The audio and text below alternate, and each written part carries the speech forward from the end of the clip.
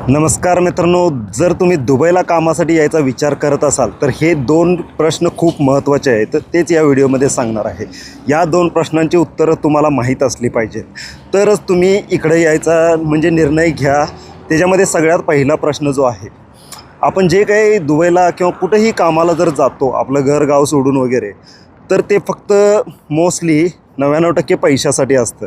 तर तुम्ही कशासाठी इकडे यायला लागला आहे या गोष्टीचं ॲन्सर तुम्हाला माहीत असलं पाहिजे. म्हणजे आत्ता जे पगार मिळतो आहे तेवढा पगार तुम्हाला पुरवणा झाला आहे, हे एक कारण असू शकतं. त्यानंतर म्हणजे पगार आहे, सगळं चांगलं आहे, पैसे वगैरे पुरतात, पण तुम्हाला इंटरनॅशनल एक्सपोजर थोडं पाहिजे, म्हणजे एक्सपिरियन्स घ्यायचा आहे, हे एक कारण असू शकते. आणि त्याच्यानंतर तिसरं एक कारण म्हणजे पगार आता मिळतो आहे तो पुरतो आहे पण सगळा, पण फ्युचरच्या सेविंगसाठी मला अजून थोडे पैसे मिळवायचे आहेत, साठवायचे आहेत, हे एक कारण असू शकतं. यातलं तिन्हीतलं तुमचं कुठलं कारण आहे ते तुम्ही आधी ठरवा. ओके, हे एक पहिली स्टेप आहे. त्याच्यानंतर दुसरं जे खूप लोक इथं आल्यानंतर मिस्टेक करतात, आणि ते मी इथं आल्यानंतर लोकांना विचारल्यावर ते मला कळलं की तुम्ही इथं किती वर्षासाठी यायला लागला आहे, म्हणजे किती दिवस इथं राहणार आहे तुम्ही, आणि किती पैसे तुम्हाला इथून घेऊन जायचं आहे, म्हणजे किती पैसे मिळवणार आहे. आता ते कसं कळणार बघा. आता मी इथं आलो आहे ते 6 ते 10 वर्षासाठी आलो आहे. आता हा आकडा कसा कळतो आहे आपल्याला, एक इथं तुम्ही ज्या काय प्रोफेशनच्या कामासाठी या लागला आहे त्याचा एक टेंटेटिव्ह पगार तुम्हाला कळतो आहेच.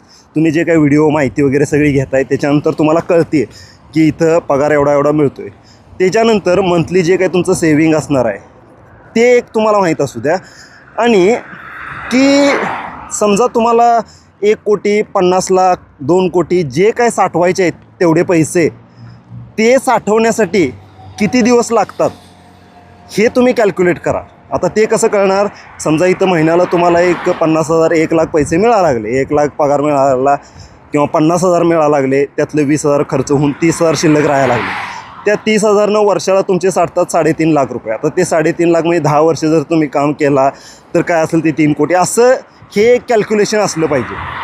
म्हणजे काय, तुम्ही इथं कामाला काय या लागला आहे आणि त्याच्यानंतर तुम्हाला इथून किती पैसे घेऊन जायचं आहे, ह्या दोन गोष्टीचं उत्तर तुम्हाला माहीत असलं पाहिजे. जर हे तुम्हाला माहीत नसेल ना, तर ह्या दोन प्रश्न आधी स्वतःला हे विचारा, हे दोन प्रश्न, आणि मगच तुम्ही इकडे यायच्या प्रोसिजरला लागा. कारण कित्येक लोकांना मी इथं विचारलं की तुम्ही इथं किती वर्ष काम करणार आहे, आणि ती जवळजवळ इथं 5 वर्ष 10 वर्ष ऑलरेडी काम केलेत.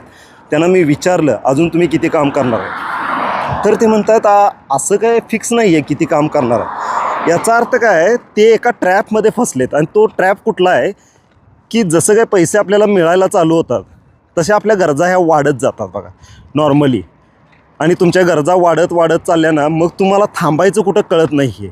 आणि ते प्रॉब्लेम झाला इथल्या लोकांच्या बरोबर.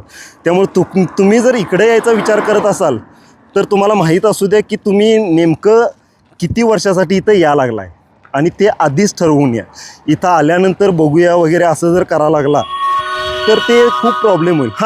आल्यानंतर कसं, तुम्ही जेवढी वर्ष ठरवून आला आहे त्यातलं एखाद दुसरं वर्ष वर खाली होऊ शकतं, पण इथं आलो आहे आणि माहीतच नाही किती वर्ष काम करायचं आहे इथं, ते खूप प्रॉब्लेमॅटिक होऊ शकतं. त्यामुळे या दोन प्रश्नांची उत्तरं तुम्हाला माहीत असली पाहिजेत. पहिलं, नेमकं कशासाठी या लागला आहे, एक्सपिरियन्स घ्यायला या लागला आहे की पैसे सेव्ह करायला या लागला आहे, आणि दुसरं किती वर्ष इथं काम करणार आहे तुम्ही. ह्या दोन प्रश्नांची उत्तरं तयार ठेवा तुमच्याकडे, म्हणजे तुम्ही दुबईच्या कामासाठी तयार झालात. ओके, व्हिडिओ आवडला असेल तर चॅनलला सबस्क्राईब करा, व्हिडिओला लाईक आणि शेअर जरूर करा.